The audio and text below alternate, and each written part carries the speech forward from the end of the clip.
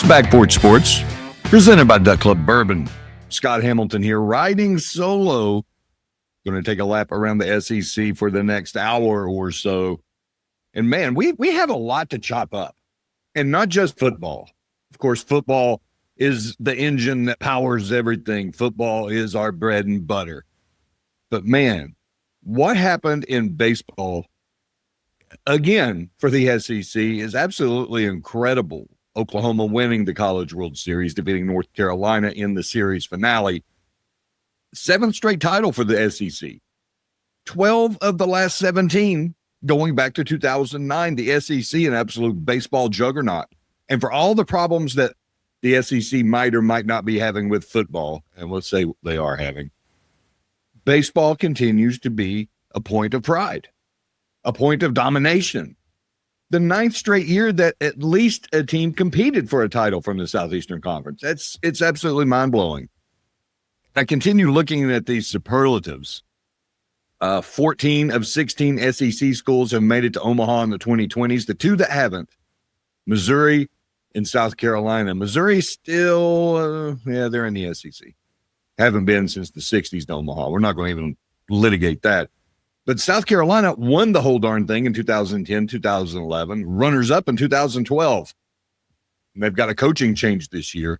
Kevin Schnall, getting him from Coastal Carolina, who you remember played LSU in the series championship last year. His first year as the head coach there. He's now going to be the head coach of the Gamecocks. So does that obviously lead to South Carolina getting there again quick? Who knows? 20, this is another incredible stat. 20 of 48 College World Series spots this decade have been occupied by a team from the Southeastern Conference. That's nearly 50%. In the 7 championships won in this current streak by 6 different teams. LSU, the only team to have more than one championship during that span. LSU won in 2023 and 2025. It's unbelievable. It's comparable, and let's go ahead and throw this out there. It's comparable to the domination that the conference enjoyed for when it won, 13 out of 17 football titles or something to that effect. That incredible run of football championships that started in the early 2000s, mid-2000, the first decade, up until this, recent span of futility. I'm blown away. And it sneaks up on you. But this might illustrate the depth of the conference more than anything, how the quality of the conference more than anything. Oklahoma, yes, the winning team in the national championship, had a losing record in league play. The Sooners were finished 11th in the regular season, 14-16 in SEC play, and yet won the College World Series. Something clicked with that team. I've got to give them credit. I've not seen a team turn on a switch like that, maybe ever, especially offensively. It was incredible. Skip Johnson, the coach at Oklahoma, he knew how to pull all the right levers at the right time. Oklahoma finished the regular season ranked 136th out of 308 Division I teams in batting average.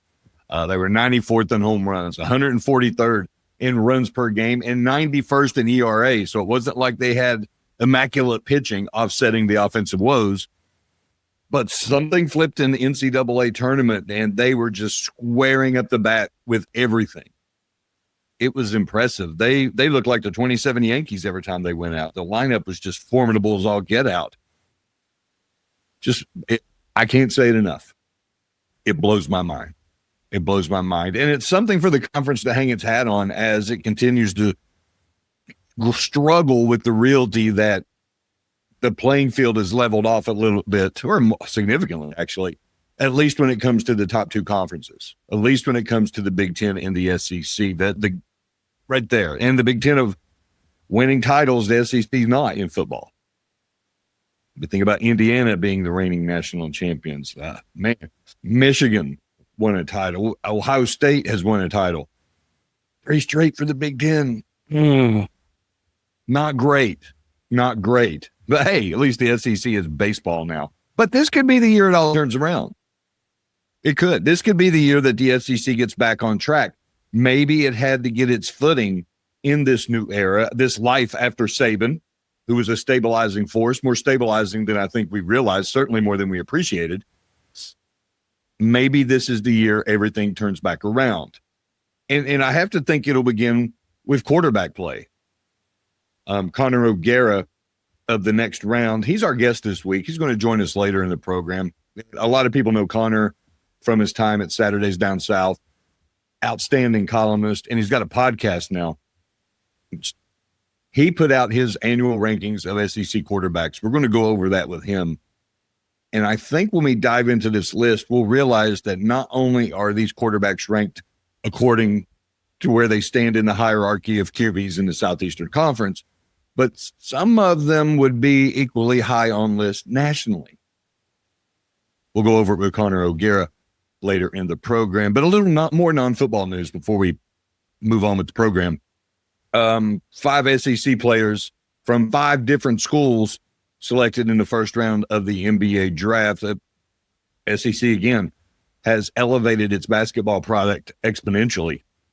And it really goes back to, I guess, around 2015, 2016, Commissioner Mike Slive. He called a meeting of all the heads of the schools, athletic departments, presidents, so on and so forth. And he said, why are we good at basketball? Because it was always Kentucky and everybody else, or Kentucky and maybe one school this year, and then the next year, Kentucky and another school. But that was it. There was no depth in the conference. It was far from a national power. He says, why can't we be good at basketball? Especially with all this football money we've got coming in. The birth of the SEC network did so much to elevate the conference. Why can't it also be elevated in basketball? So they got some guys, I want to say Mike Trangisi from the Big East, some other guys came on, they hired them, brought them in, and they said, let's make us better at basketball. And they did it by taking the football money and investing it into basketball, investing it into resources, improving facilities, improving arenas, making the game day experience better for fans, giving more resources for players, nicer locker rooms, massage areas. You get what I'm saying, things such as that. But they also invested into coaches, bigger named basketball coaches. But it takes a special kind of coach to work in the SEC, a special type of basketball coach. You can't have a big ego. You have to have an ego to succeed. Every coach that's ever won has had an ego. But you also have to realize where you are on the food chain. That football is always going to be number one, then everything else. And you get a guy like a Nate Oates. He's a prime example. Nate Oates, wonderful basketball coach. What he's done at Alabama is remarkable. But he also understands that football will always be the alpha in Tuscaloosa. And in a way, it's kind of good because what it does, it will allow you to cook uninhibited, really. Football will always get the attention. Football will always get the most backlash when things aren't going well. You can go about your business. And if you're a guy like Nate Oates, you go about your business in a positive way, winning games, you could be there a long time. Rick Barnes has cracked that code, but Rick Barnes has been through it before, though. Rick Barnes was at Texas. Before that, he was at Clemson, which is a SEC school, not in the SEC. Brad Brownell has been able to thrive and become the winningest coach in Clemson history because he can cook in the shadow of football. But he also makes it work for him. You can get attention through football. He's not ashamed to go and tout the football brand and draft off of it and get more attention for the basketball program through everything that football achieves. I know Clemson's been in a down period, but you understand my point. Make that football brand work for you instead of overshadowing it. That's what they're doing more and more in the Southeastern Conference, except it's gotten to the point where basketball now is pretty much a stand-up on its own industry. It's really impressive how they've turned things around. And Mike Slive had the vision. He had the vision of why can't we be good in basketball? Baseball, I think that's just something that happens organically because you have the great weather. Better weather sooner, better players want to play in better weather sooner. Nobody wants to go play or arbitrarily say Rutgers in February, okay? That's not cool. Nobody wants to do that. We're blessed in the South to have wonderful weather, and baseball is able to leverage that. So just some points to think about. A couple of other quick notes before we get to the break. Brian Kelly. Brian Kelly's got a job. Brian Kelly is landing at CBS. He's going to be an analyst, college football analyst for CBS Sports. He's been making some rounds. And at one point, and I don't know, and I need to fact check myself on this, he was going to be an unpaid, I believe it was unpaid volunteer analyst at Memphis. So I guess he's punting that role. We'll get the Back Porch Sports research team to look into that, and we'll get some clarity perhaps for the next episode. Also, another bit of news, Arkansas. Arkansas is renaming its football stadium, Donald W. Reynolds Razorback Stadium. It's only going to be that for this year. Starting in 2027, they are flipping that name. It's going to be called Community America Stadium starting in 2027. So got some naming rights news there. All about money. I'm sure Community America Stadium is pumping in beaucoup dollars to have its name draped across Razorback Stadium. And speaking of beaucoup dollars, if you want to explore the prediction markets, well, here's your opportunity. Kalshi is going to give you a head start. Visit Kalshi.com/blitz, and you'll get $20 to begin your journey. That's Kalshi.com/blitz. Phil Steele, the college football savant, his predictions are out, his preseason magazines. There's a big hit. I'm going to break that down on the other side. Then we've got Connor O'Gara from the next round. He's going to join us later in the show, go over his list of SEC quarterback rankings. I'm Scott Hamilton. It's Back Porch Sports, presented by Duck Club Bourbon. Good games, good friends, real stories. That's what Saturdays are all about on the Back Porch. Proudly sponsored by Duck Club Bourbon. It's Back Porch Sports, presented by Duck Club Bourbon. We've got Connor O'Gara from the next round. He's going to join us about 10, 12, 13 minutes. Going to get his take on the quarterback situation in the Southeastern Conference in 2026. He's got his annual quarterback rankings out. Phil Steele has also got his preseason picks out. Phil Steele puts out that massive digest, or it's encyclopedia sized, his preseason magazines. They're fantastic. Been doing it now, I think, 32 years. And Phil has an incredible success rate. I know Phil a little bit. We're on some All-American committees together. And we'll have our conference calls. It's really cool. We'll have our conference calls. There'll be 16 of us or 14 of us on the phone. And we go around, and this person is assigned this conference, and this person is assigned that conference, and we're doing different positions and yada, yada, yada. And he can chime in on every player mentioned. Every player mentioned. And if a guy who should be mentioned is overlooked, boom, Phil steps right in with reams of data. And there's no way he could access all of that on a computer in that time. It's coming out of his head. The computer's in his mind. Phil is unbelievable. And that's why his preview magazines are so highly respectable, highly respected. Phil's the man. And I'm looking at it now. He's got his rankings. Here, his top 40. He puts together a top 40. 10 teams from the Southeastern Conference in his top 40. Georgia, number 2, Texas, 4, Alabama, 8. And then it goes on, Oklahoma, Ole Miss, 13 of 14. Texas A&M, 16. Tennessee, 21. LSU, 22. South Carolina at number 28. And Auburn at 37. So 10 teams from the Southeastern Conference in Phil Steele's top 40. Going to throw this out there. There are only 8 from the Big Ten in there. Just saying. He's got Notre Dame at number 1. Phil also has Alabama and he does this every year. He'll have his surprise team, and he'll say, this team is going to surprise people. They're going to have such and such a better record, blah, blah, this many wins. And then he'll grade himself the next year. And he's usually getting A's or B pluses the next year after he's been doing it about 15, 16, 17 years. He has Alabama as his number 1 surprise team this year. Number 1. And we know the narrative around Alabama has lost four games each of the last 2 seasons, which Oh, by the way, happened to be Kalen DeBoer's first 2 seasons after taking over for King Nick Saban. The last time we saw Alabama, Tide was getting curb stomped in the Rose Bowl by Indiana. Now, Indiana, yes, went on to win the national championship and in the conversation for one of the top 5 to 10 best teams ever. I'll say that. But still, the optics of that were not great. And part of it is, one, they could not run the football, they being Alabama.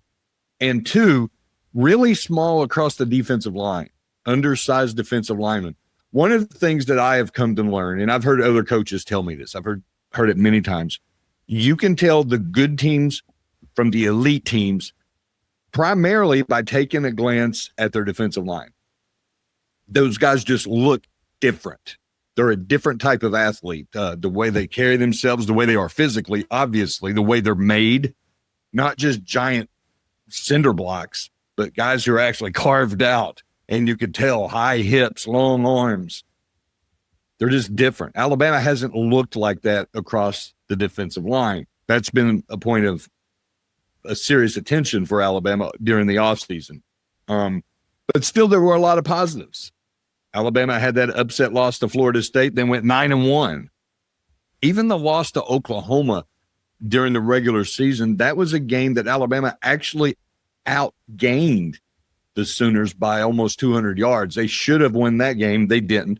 Still managed to get the number 1 seed into the SEC championship. Still managed to make the college football playoff and win at Oklahoma. So a lot of positives to extract from that. And Phil Steele is feeling good about it. He feels good that they're going to play at a different level this year, they being Alabama. The defensive line issues have been addressed, and they have been his number 6 ranked secondary in the country. That counts for a lot. That's not for nothing. So we'll see how that works out with the Alabama Crimson Tide. And I really enjoy Phil's lists.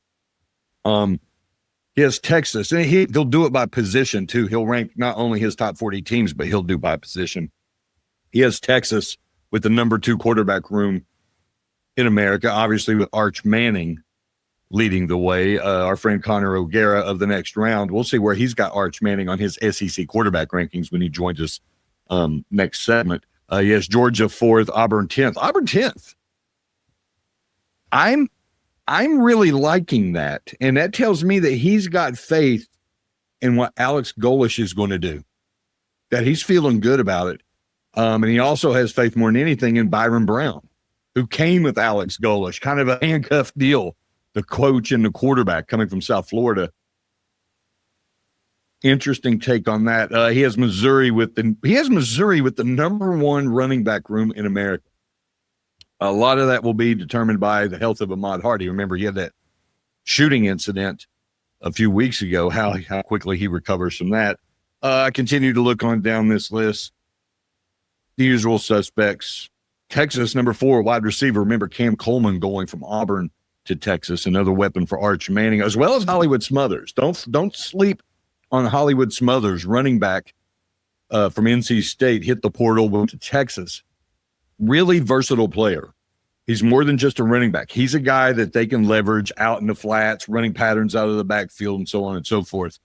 Don't sleep on Hollywood Smothers. Has Tennessee with the number 4 offensive line group in America. Okay. Missouri, 6th offensive line group in America.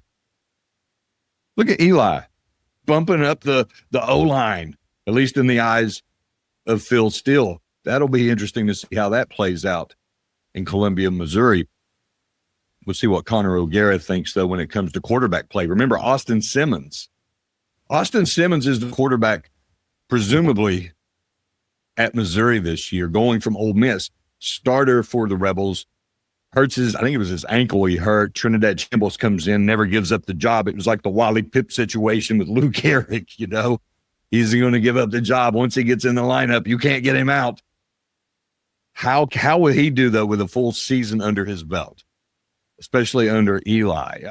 Different coaching styles than Kiffin, obviously. Better backfield, presumably, especially in the eyes of Phil Steele, but it's a lot of that's riding on the health of Ahmad Hardy. We'll ask Connor O'Gara what he thinks of Austin Simmons when he joins us in a few minutes. Just wrap up this list here before the break. Oklahoma and Texas, 3 and 4 with defensive line. Linebackers, 2, 3, 4, 5, 6, all in the Southeastern Conference. LSU, Texas, Oklahoma, Georgia, Tennessee, and then Ole Miss, 8th. That's pretty strong. And Georgia with the number 3 defensive backfield in the country. Alabama sitting at 6th. But here's something that really interested me. Phil also does his All-American teams.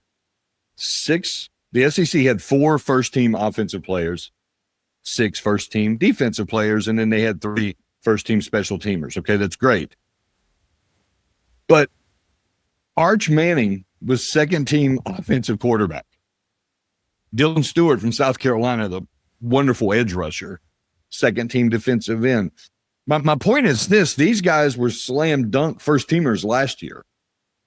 Not only first-teamers, Arch was a runaway favorite for the August Heisman.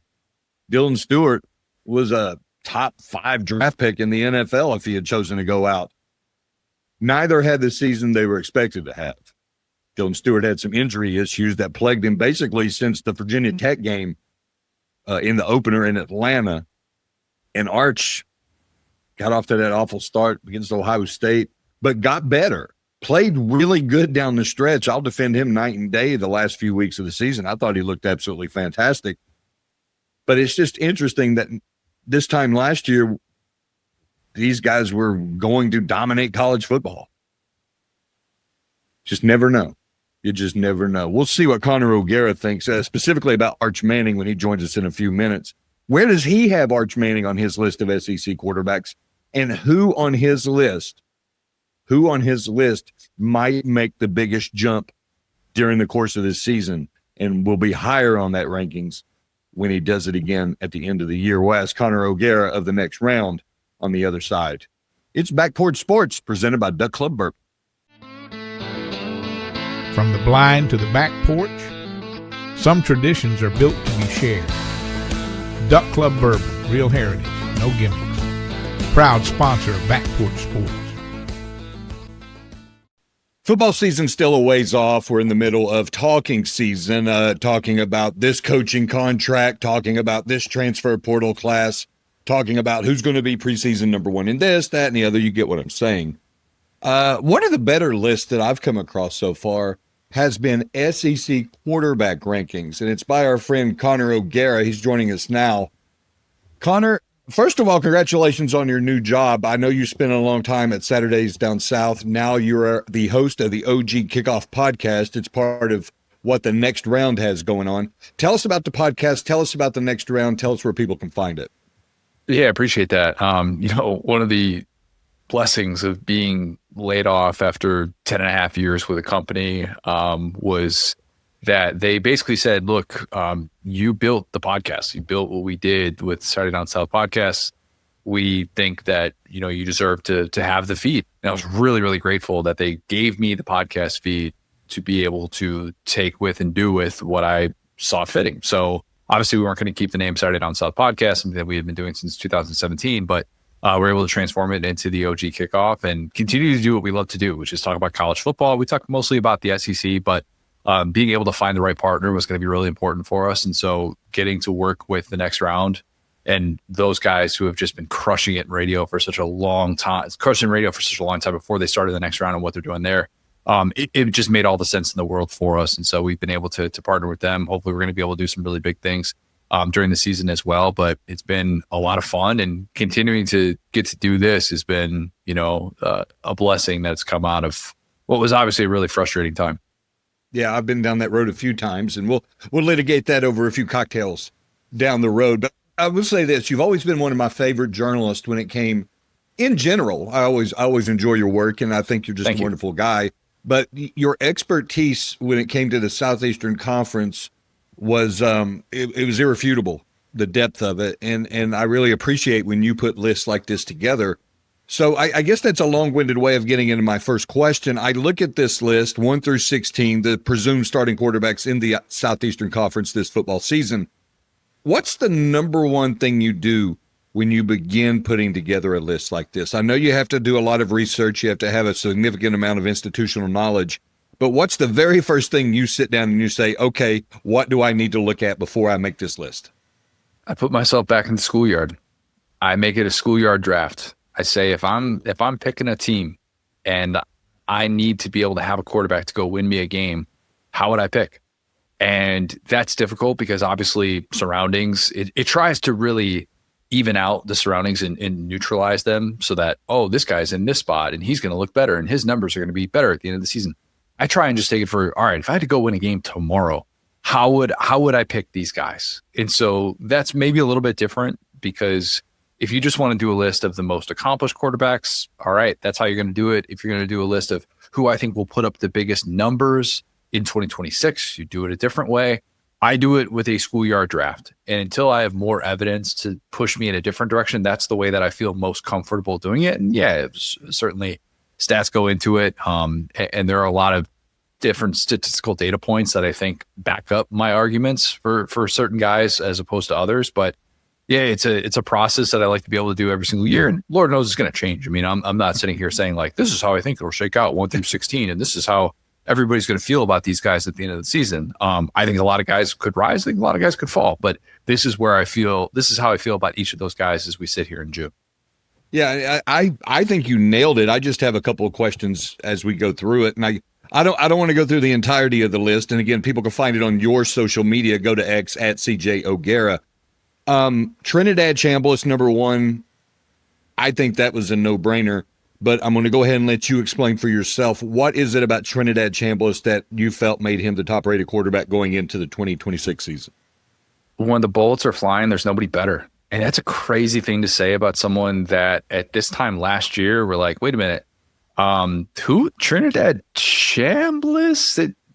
Ole Miss got a guy from Division II Ferris State post-spring? Who is he? And yet all he did in year one was outperform Austin Simmons, the guy who I thought was a dark horse candidate to win the Heisman Trophy. He Wally pipped him essentially with what he did, filling in for an injured and turnover-prone Austin Simmons. And then he steps in and he was fantastic. Like the things that he did, especially when facing pressure, I thought were most impressive. Even against that Miami team, where Miami, you knew that they were going to get after him. They only sacked him once that whole game, and it was on the very first drive. I'm pretty sure it was an intentional grounding too. But for guys like Mesidor and Bain to only get after him once when you knew that he was going to have different surroundings what he had in the regular season without having Lane Kiffin being able to go to him on the sideline. Yes, he's still a Charlie Wise Jr., but Kewan Lacey was banged up in the second half of that one, and they were 20 seconds away from earning a national championship berth. And I look at the plays that guy made in the Georgia game and all the different things that he did in what was a historic 13-win season. I'm like, yeah, give me Trinidad. Give me Trinidad over the field. I take him over anybody in the SEC. I take him over anybody in college football. I agree with everything you just said. I mean, the mere fact that he was able to make the jump from Division II to not only the FBS, but to the Southeastern Conference and to come off the bench and perform the way he did against that schedule with that team, with those expectations, with the circus of Lane Kiffin. Is he going to Florida? Is he going to LSU? Is he staying? It was absolutely phenomenal. But it brings up an interesting point. There's a flip side to this coin. Sitting down at number 11, Austin Simmons at Missouri. I might have actually had him a little bit higher, but I can't really argue for him being at 11th. Tell me what made Austin Simmons number 11 in your mind.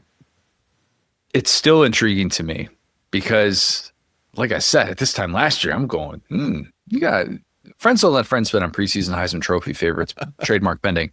If you're going to throw a flyer on someone, Austin Simmons is really, really interesting. And if you know kind of like his story, someone who reclassified by 2 years in college, literally learned how to drive at Ole Miss, was QB1 and was going to be like, the starter last year, even though he already had his degree at age 19. I mean, just kind of a wild set of circumstances that Austin Simmons entered college with. And instead, a couple of turnover-prone starts doomed him. And you saw what happened with Chambliss, and the rest is kind of history.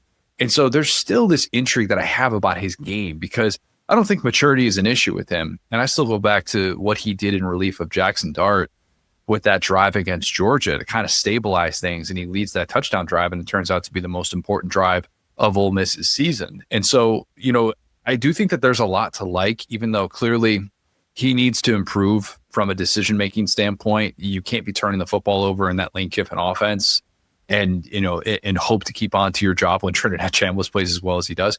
But now he's working in a spot where he has the likes of Eli Drinkowitz, he's got Chip Lindsey, and he's got Garrett Riley too, which people haven't really talked about that, him coming over from Clemson as well. But I just think that after an offseason with them, I still have faith that he could be a decent quarterback in this league. He's got to cut down on the turnovers.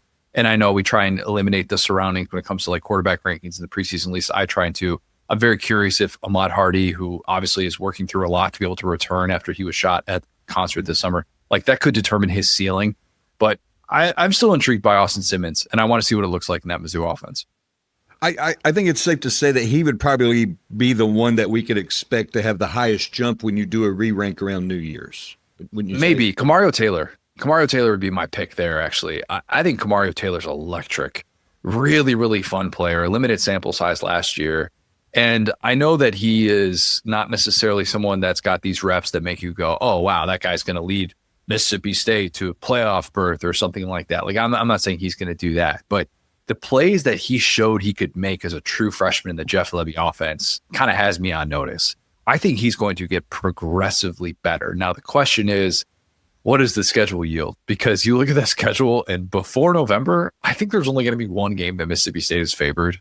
And I don't factor in strength of schedule when it comes to preseason quarterback rankings. But in terms of where he could be at season's end and how people could think of him, it's all going to be about, can he work through some of those tough moments? If they're losing some of these games that are high scoring and it's a 38-35 loss or something like that, and it's another late game scenario that dooms him, like, does he lose confidence? Does he get frustrated? I think there could be some of that potentially, but he is a playmaker, man. This is somebody who was a top 100 recruit who very much looked the part, and it was only flashes last year, but I'm intrigued, and I think he's a really good fit with what Jeff Lebby would like to be able to do. Yeah, Kamario Taylor, Mississippi State, sitting at number 10. We're joined by Connor O'Gara, host of the OG Kickoff. That's part of the next round. You can follow him on X at CJ O'Gara. Connor, just a couple more minutes, please. And Gunnar Stockton at number 2, I won't really argue about that. I'm surprised about Arch Manning at number 3, even with the reinforcements he has coming into Austin, Cam Coleman, Hollywood Smothers. What gives you pause to make Arch Manning higher than 3rd? He was terrible in short yardage spots last year. It was so bad. If you watched Arch and you wondered, why does it look so difficult at points? It was because those gimme yards were not available to him. That yardage, 0 to 9 yards, he was 14th of 16 qualified SEC quarterbacks in adjusted completion percentage.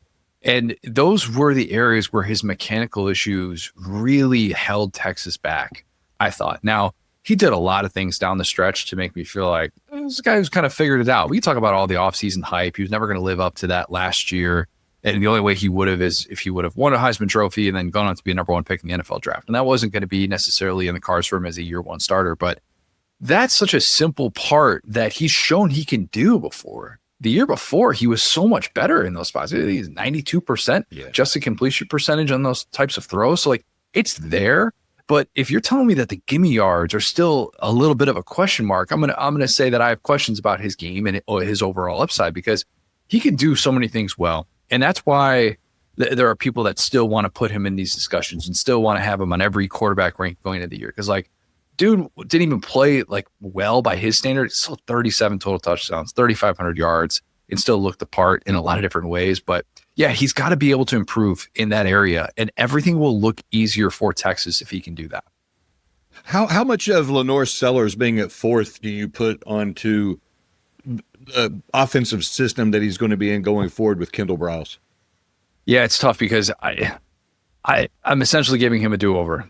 You know, I'm going back to what I saw from him in 2024, where he beats Clemson on the road. It's an unbelievable performance that he delivers, and Shane Beamer's like, not only is this guy the best quarterback in the country, this guy's the best player in college football.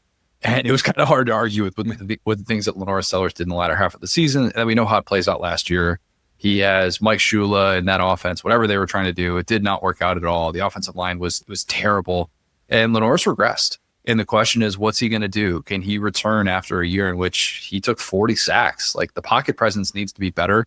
I still saw enough there, though, with being able to obviously not necessarily have the turnover prone plays when he was facing pressure. That makes me feel like that could transfer well to what Kendall Briles is going to do. And if those surroundings are getting just a little bit better, like he doesn't need the world's best offensive line. All right. Like this is not someone who's a statue in the pocket. He just needs an offensive line that could be mediocre and give him some time to throw so that he's not running for his life half the time. And then I think if you can do that, then you can see the best version of Lenore Sellers. And so that's why I ranked him ahead of a lot of these other guys. It's because, like, I've at least seen him for half of a season be that dude. And he had South Carolina knocked on the door of a playoff berth, depending on who you ask. And so I still think that there's a lot there to like with his game. And if we see him take those steps that we thought he was going to take last year, maybe some people were like, this guy might be the best returning quarterback in all of college football. He was very much not. But if we see that this year, it won't necessarily come as a massive shock to me.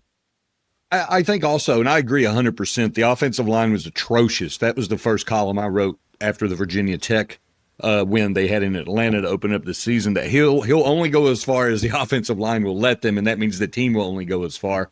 The offense was never a good fit. It was almost like he had cement shoes. He's sitting back there trying to overthink all these progressions and stuff instead of just letting the game come to him naturally. But I think we can't really overstate how important it was that he had lost his go-to receiver. Josh Simon had gone on. He was no longer a part of the mix. Nick Harbor's still trying to figure out what's going on as far as football. Once the light bulb goes off with that guy, that's absolutely scary. And even his own brother at wide receiver, he continues to develop. So I'm with you 100% on this one. I think Lenore Sellers will get closer to the form of 2024 this year than what we saw last year. Just a couple more.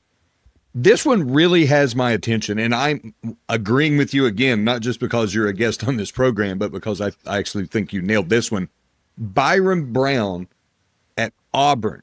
I am buying Byron Brown's stock with the Tigers after coming from South Florida with Alex Golesh. Give us your thoughts on Byron Brown, and can we see him actually be better than fifth on this list when you redo it at the end of the year? I got a lot of pushback on him, I'll be honest. And I think some of it is to just the group of five elements. If you haven't done it in the SEC and you've only done it in the group of five, it doesn't mean anything to anyone. I totally get that. I would argue that certain recent examples have proved that you can indeed do that. I mean, Diego Pavia doing what he did, coming over from New Mexico State and doing so with different surroundings, I think is kind of the example, though, in some ways, because what Diego Pavia did coming over with Tim Beck, he had experience already in the system. You saw Oklahoma try and copy that with John Mateer and Ben Arbuckle. And so now Byron Brown is a guy that's got 3 years worth of starts with Alex Golesh, coming off of a year in which this guy was a 3,000-yard passer, 1,000-yard rusher. Like 12 guys in the history of FBS football have ever done that. And to me, yes, that's just a statistical metric, and it's going to depend so much on how he makes this transition to the SEC. And I fully get that. But he's still a guy that could do so many different things. He needs to improve in terms of throwing under pressure.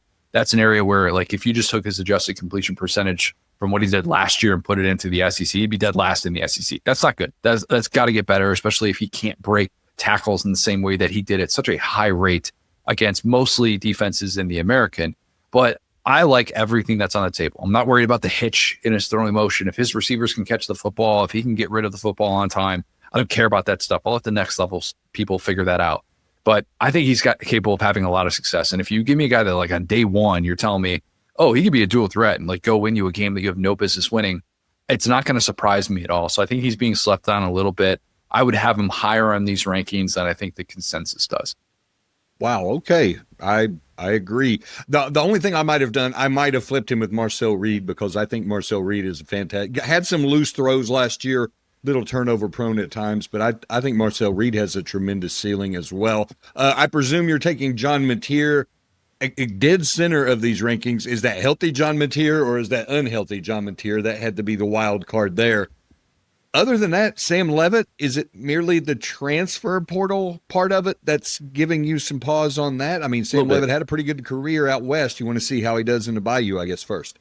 It's the Liz Frank injury. I'm worried about that for someone that's still got flaws in his game. Like, I think that there was so much good with what he did against really good competition during his time in Arizona State. Like, there are some moments with him where you're like, dang, the comeback against Texas was remarkable. I mean, they're a 4th and 13 stop away from earning a semifinal berth with a team that was picked last in the Big 12.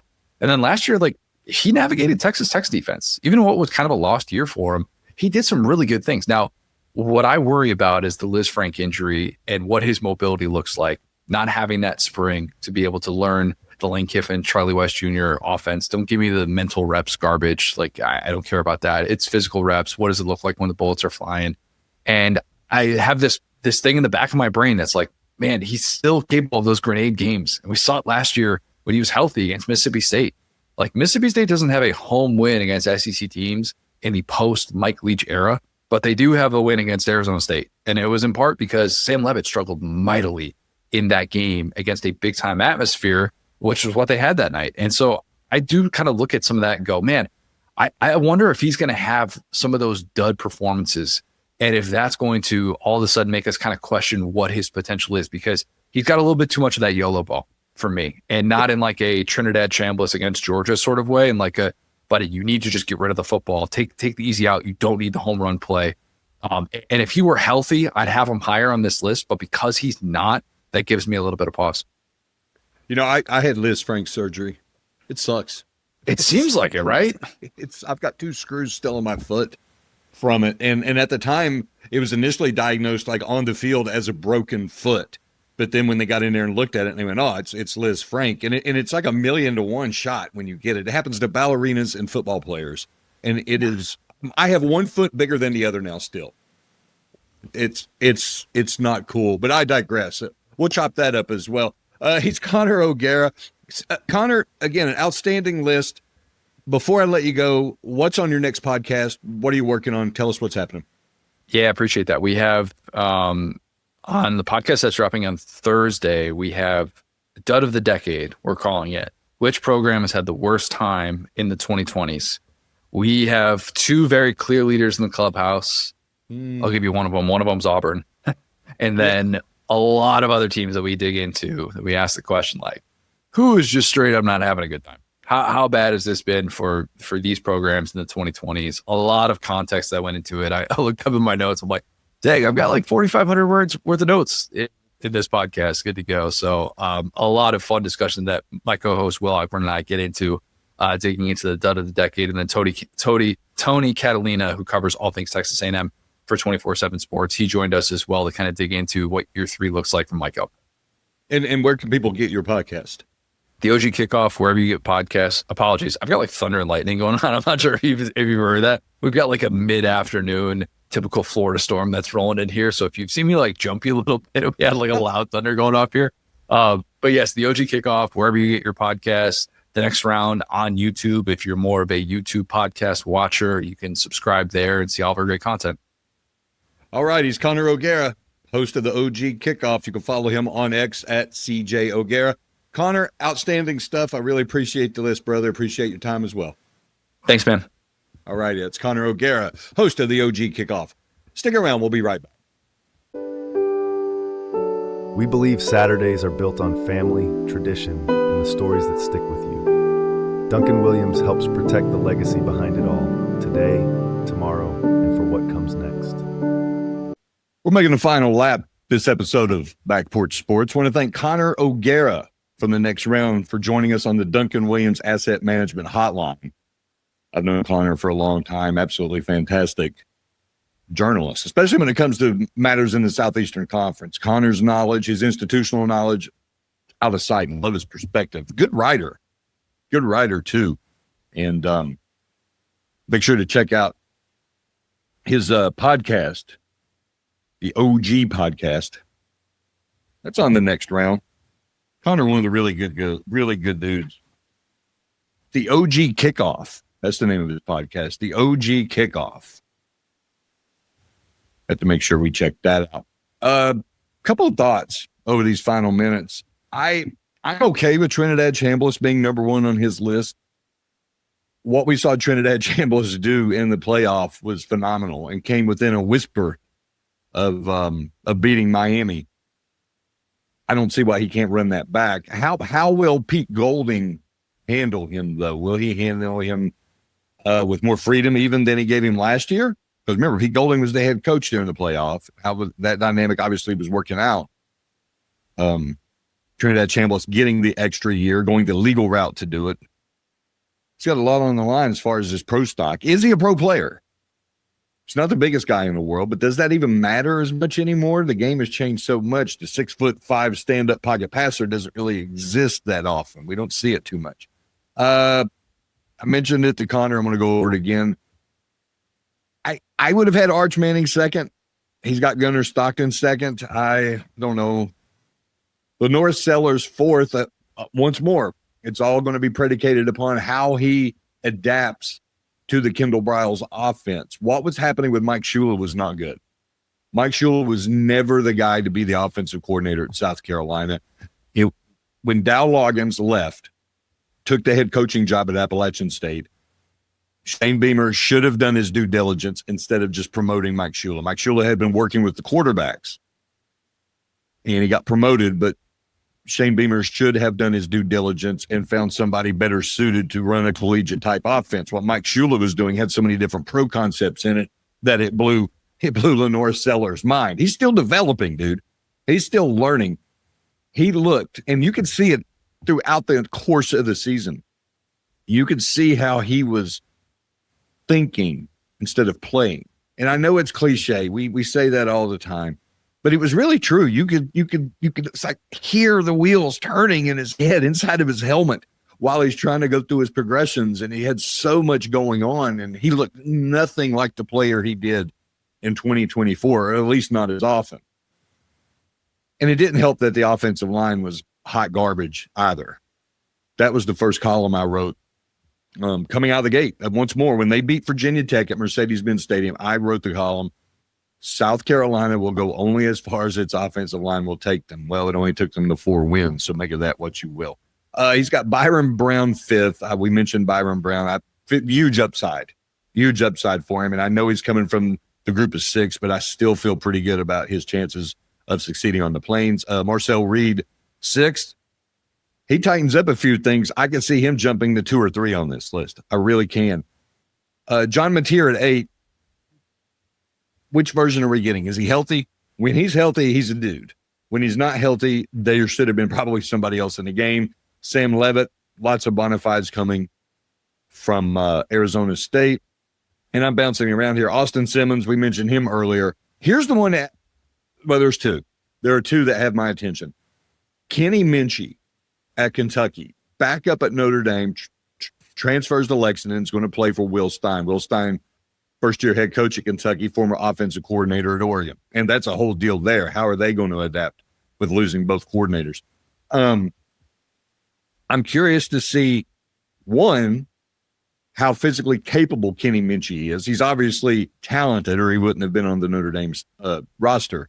But 2, how will he align with Will Stein's offensive schemes? And is Lexington, UK, are they proficient enough up front to allow at least a gradual learning period? And what other weapons are they going to have? It's going to be a stark difference from what they've had in Kentucky compared to what they had under Mark Stoops for so long, where it was basically just don't let the offense lose the game. That's basically what it was. The one year they had Lynn Bowden move in at quarterback, and it was like he was running every play. He wasn't a quarterback.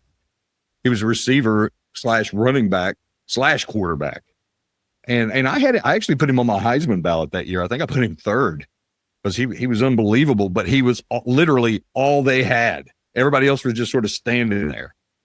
It wasn't cool. Have to think this is going to be more like, it won't quite be like the Hal Mummy, Tim Couch air raid days, but it ain't going to be like Mark Stoop over at least the last 8-9 years of his tenure. Maybe somewhere in the middle, maybe more like the Rich Brooks phase, maybe more like that. The other one that has my attention, and he's number 16 on this list, Jared Curtis. And I'm remiss I didn't get deeper into it with Connor O'Gara.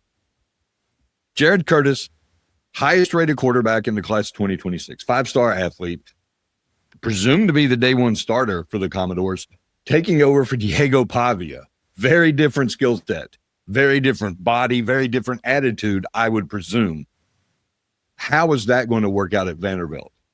Vanderbilt's still feeling pretty good about itself. Vanderbilt's still getting lots of attention. I'm looking here at Phil Steele's rankings right now. He has this one thing called a power poll where he puts all these different rankings together and the computer spits it out. As Vanderbilt at number 34. Any other time, that would be awesome. Vanderbilt would be like, yes, we're number 34. But given the success of the last 2 years, that's almost like, wow, I can't believe we're 34th.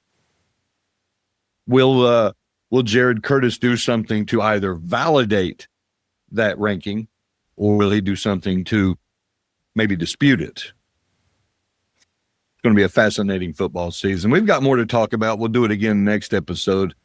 Want to take another lap around the conference. And I want to dive deeper into basically the culture of the programs with regards to new coaches. We're going to have David Cutcliffe, longtime coach, former coach at Ole Miss, former coach at Duke, two-time ACC Coach of the Year, SEC Coach of the Year, won a bunch of national awards, the quarterback whisperer for Peyton and Eli Manning. I want to get him on next week. And we're going to discuss how important the culture is, particularly in the SEC, because remember, he was pulled out of retirement after he retired after coaching at Duke by Greg Sankey, commissioner of the SEC, to be the special assistant to the commissioner for football, basically be the eyes and ears of Greg Sankey for the football programs. Boots on the ground, ears in the locker room. I want to get his take on the cultures of the teams in the Southeastern Conference and how's it's changed. How's it changing? What can we do to protect the mission of college athletics, which is to be educate and develop people? We'll ask David Cutcliffe those questions next week. But right now, I want to thank Connor O'Gara from the Next Round for joining us. Don't forget, this podcast, like, subscribe, whatever, please do it. And you can hit me up on social media. Go over to X at Scott H Sports. The DMs are open. Questions, comments, complaints, suggestions, whatever, hit me up. If there's a guest you would like us to have on, happy to try to facilitate it. If there is a topic you would like us to discuss, we'll tackle it as best we can. But otherwise, we appreciate you stopping by. This has been Back Porch Sports, presented by Duck Club Bourbon.